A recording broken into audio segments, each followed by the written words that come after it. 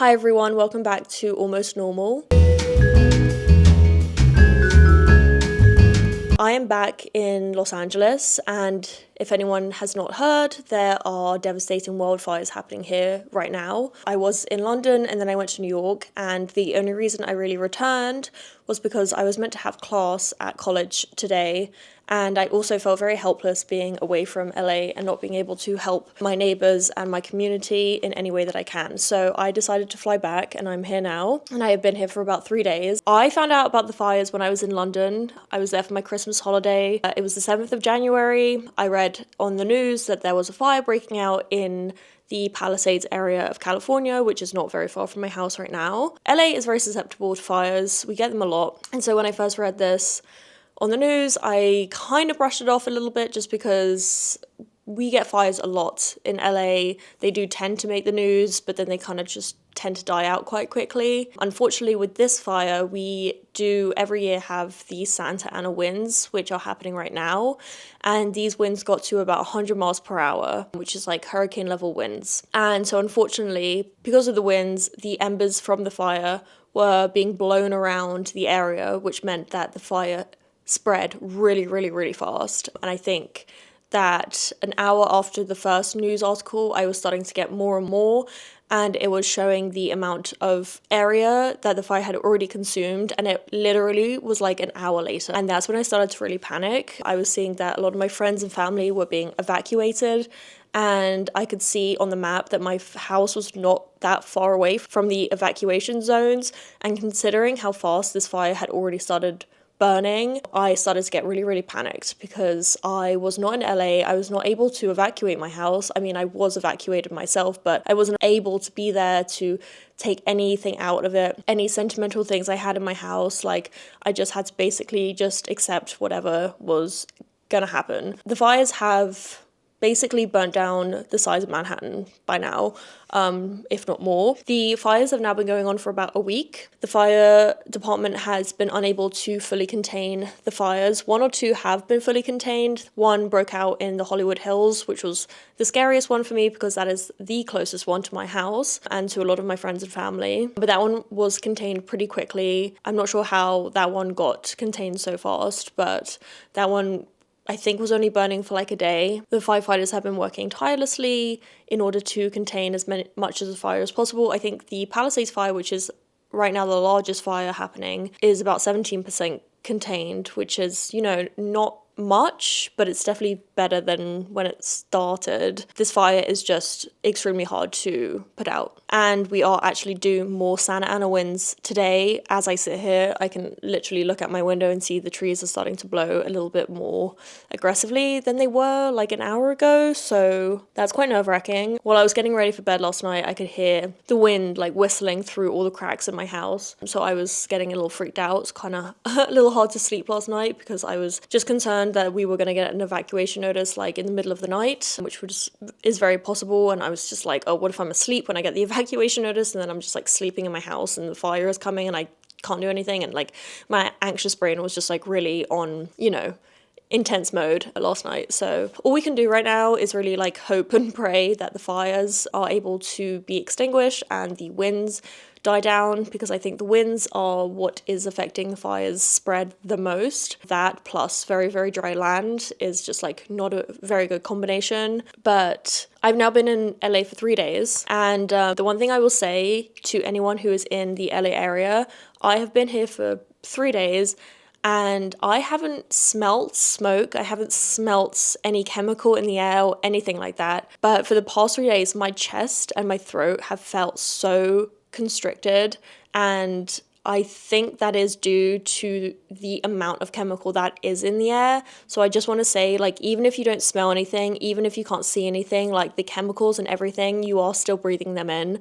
So if you can stay inside as much as possible, like that is recommended. And if you have to go outside, wear the proper equipment. I thought it was N95 masks that you wanted, but it's not. It's P100 masks are the most useful masks when it comes to this kind of filtration that we need for the air. But I will say that the very few times I've been out in this 3 days I've been here, I already feel the effects of the air quality, which is really, really scary. And doctors are saying that this kind of chemical that you're breathing in, like, will affect you in the next 15 years if you really do get affected by it. So really, really try and keep yourself safe from that if possible. The only times I have gone out were to go to the donation centers and also go to the grocery store to just like fill my house with food just so I don't have to leave as much as I would if I didn't have food in my house. What am I saying? It's kind of hard to believe that the fires are still burning. From where I am unable to see any sign of it, which I'm so lucky and grateful for. Definitely have to keep an eye on the winds because I'm not really sure what'll happen. You know, they are unpredictable.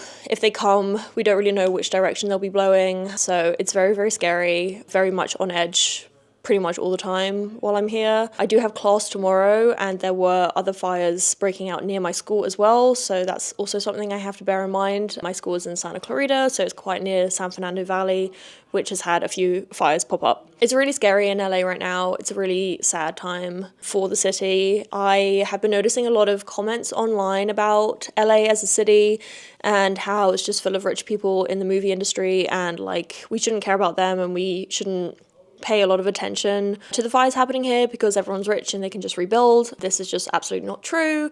There are people of all walks of life living in LA. LA is just a city like any other. There are people who have moved here in order to get a better life and have worked tirelessly to get a home, to feed their family, and to have all of that work and energy burnt down and then seeing comments online about how people don't care about LA because it's all full of just like rich idiots is really, really hurtful. So I would definitely rethink posting anything like that if you are thinking about it. I assume if you're posting things like that, you've never been to LA, because if you had been, you would know that this city is full of every different walk of life, every different socioeconomic person, and as well as every socioeconomic type of home. Like, it is not just multimillionaires that can just rebuild once the fire takes everything that they had. Another problem in California is because the risk of fire is so high, the insurance companies really don't cover a lot of insurance for fires. So this is really devastating for a lot of people. They will not be able to get much of a claim back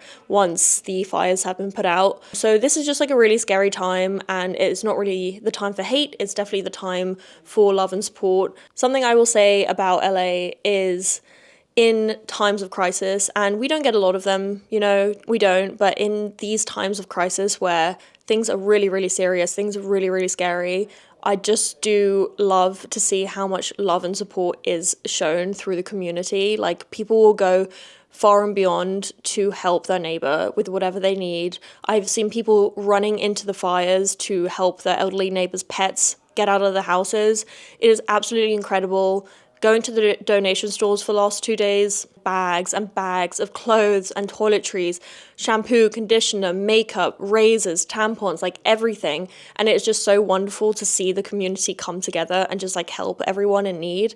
It is incredible. And it just goes to show, like, the comments online saying that we are just mindless, rude, selfish people. You know, these acts of kindness that I'm seeing around the whole of LA is just like going so against everything that everyone else is saying about LA. I have lived here for 5 years. It's where I decided to build my life, to build my home. It's where I got married. It's where I wish to raise my children. LA is one of the most amazing places I have ever been to. It is a melting pot of different cultures. It is incredible. It is not just the red carpets and the movie industry people. Like, it is so beyond that. That is just what seems to come up whenever you Google Los Angeles, but I promise you that that is just shows like the tiniest percentage of this city. The city is absolutely incredible. It is built on so many different cultures, so many different demographics of people live here. Like, please don't judge from what you see on the internet. Another thing I would like to say is that I've seen a lot of misinformation just about the fires in general, which is weird, which has made me second guess literally everything I see online. I already kind of second guess everything I see online, but I will say that being in the center of the crisis and seeing various information on TikTok, Instagram, all of that stuff, it just has opened my eyes so much to how wrong people online can be about certain things happening. I saw all these AI generated images of the Hollywood sign burning. I am here to say that the Hollywood sign has not burned down. It is completely fine. She still stands. I just am online too much right now, and I'm getting a lot of like misinformation, and it is strange to be in the center of it and to be reading like outside sort of comments and things about what's going on here when you're like literally like sitting here right now seeing everything happening. So I just want to say, like, be really careful about what you believe on the internet. Definitely not true. And I think in times of crisis, people like turn to the internet for like clout or whatever, or you know, they want to just like fearmonger people. I've also seen a lot of that. A lot of people coming up, one TikTok in particular, I have seen a lot of people are saying how, you know, this is only the first step of chaos, and then after that it's going to be the humans that we have to worry about, because people are going to go in and steal and loot the places that have burnt down. And yes, a lot of that has been happening, but I don't think it's like appropriate to be spreading that information. The one TikTok I did see as well was saying how it was going to be all the homeless people that were going to cause an uprising in crime, which was not really sure where that person, you know, got that information from. I don't know. It's just, I would say the internet is a very dangerous place right now to gather information about what is happening. I would probably only get my information from the news, some of the news, not all of the news even, and maybe other people that actually live in LA and can see firsthand what's going on. But I would just be like super careful about what you're reading, and especially hateful TikToks like the one that I watched where the guy said that the homeless people were going to be the ones that increase the amount of crime happening after the fires. I don't know where the logic in that is exactly, but you know, like, I saw it on the internet, and I just want to, you know, really caution you to double check like where your sources are coming from, like, do people really know what they're talking about, all of that stuff. So yeah, I also want to say that if you were in LA, did I already say this, that if you are currently in Los Angeles, I just want to say a few things to keep yourself safe as much as possible. First thing I would say is just monitor the fires. Like, don't go crazy about it like I've been sitting in bed obsessing over it, like watching the line move every like millimeter and like freaking out every time it does. Like, maybe don't do that, but definitely like stay on top of it, stay connected with your neighbors and everything. It's really important to be in communication with people around you, because if anything does break out, these fires are really, really spreading very, very fast, and so it's like easy to miss something. Just really, really be cautious.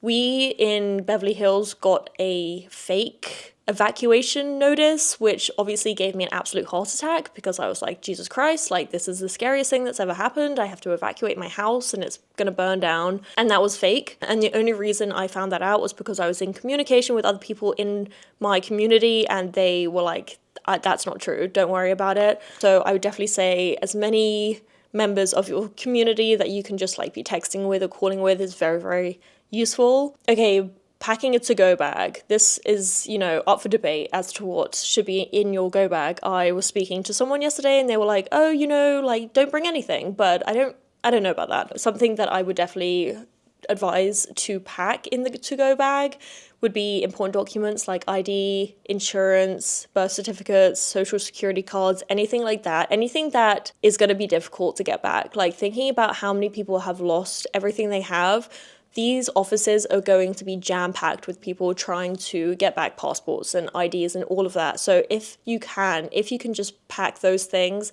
just to make sure that you don't have to go through that hassle after, that's really important. Number 2 is medications and prescriptions. Okay, now the government is saying to take 1 or 2 days worth of clothing. I don't know what to say about this, because the people that have been evacuated, even if their houses are still standing, you are not allowed to go into the evacuation zones. Like, you will be arrested if you do, which, to be honest, like, people are going into those things and trying to set more fires. So I do understand the strict security rules there, but like, some people have been evacuated and have no idea when they're going to return back to their homes. So it seems a little like whatever to bring 1 or 2 days worth of clothing, but I would suggest that definitely.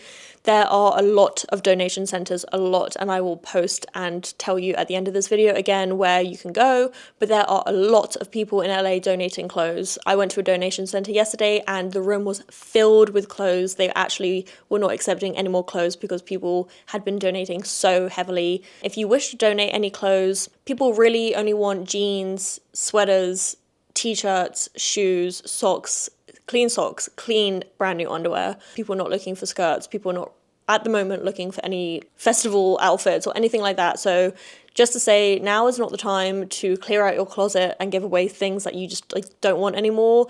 It's like if you have great jeans or sweaters or warm clothes or anything like that that you have to spare, then you can give those away. But it's definitely not the time to give away like old dresses or anything like that, anything like glittery or sparkly, like not right now. Non-perishable food and water, like water can be heavy, water can take up a lot of space. A backpack is not that big. I don't really understand how the government is expecting people to carry all of the stuff in one little backpack, which is what they're expecting you to do.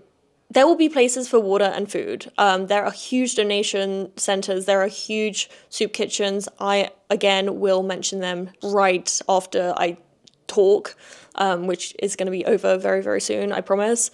But food and water, like, I don't know. There are a lot of places that you can go and get food and water. I don't know if I would suggest taking up a lot of space for that. Maybe one bottle of water and some food, but I don't know, like, I would suggest you make your way to a shelter. They will have food and supplies and most of the stuff that you need in order to eat and drink. People have also said flashlight batteries and phone chargers, which probably is helpful. However, power has been going out a lot. I don't know if anyone has a power bank. Those are very, very useful. If you can order one or get one, that's probably a good thing to have because power has been going out very, very frequently. That is not something I would put in my to-go bag, but that is just something that if you could have it in your house would probably come in handy eventually. Okay, again, I have been here for 3 days, and again, I have not really seen a lot of smoke. I have not seen a lot of evidence of the fire.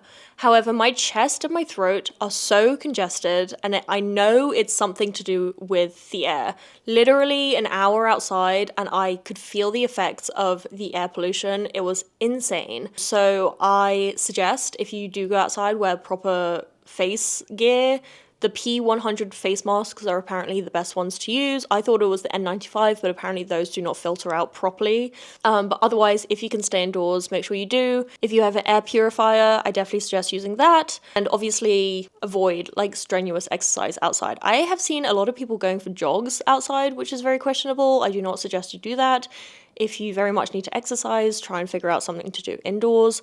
I do not suggest going running outside right now. That does not seem like the best idea ever. So if you need help with transportation around LA, you can't get around or your car is broken or something like that, Uber and Lyft are helping with travel assistance. So for Uber, if you use the code wildfire25, then they will help you with travel, and Lyft, if you use the code CA Fire Relief, all lowercase 25, you will get assistance from the company Lyft as well for travel. Again, staying connected is really, really important. So here are a list of apps that you can use in order to get updates on the fire and the evacuation zones and whether you are close to them, whether you need to leave your house, and the movement of all the fires. So here is a list of apps that you can download. I have Citizen and I have one other, I can't remember what it is, but these are quite useful to have just for live updates and in case you don't want to text other people all the time asking them questions, like you can just check these apps as much as you want. If you wish to donate to the LAFD, you can go to supportlafd.org and 100% of those proceeds go to the LA Fire Department. If you wish to donate to some of the animals, this is the Palisades Canine Relief Fund, and all of the money also goes to helping the animals who were displaced by the fires, who lost their homes, and who got injured during the fires. I will also link a bunch more places below if you wish to donate. But anyway, I just wanted to say stay safe, everyone. I love you very much. It's a very, very scary time. I am just trying to do anything I can to distract myself or feel as helpful as possible. So yeah, I love you very much. And if you guys need anything, any support or anything, let me know. And I can try and point you in the right direction from all the information I have. So anyway, I love you guys, stay really safe, and I'll see you soon. Okay, love you, bye.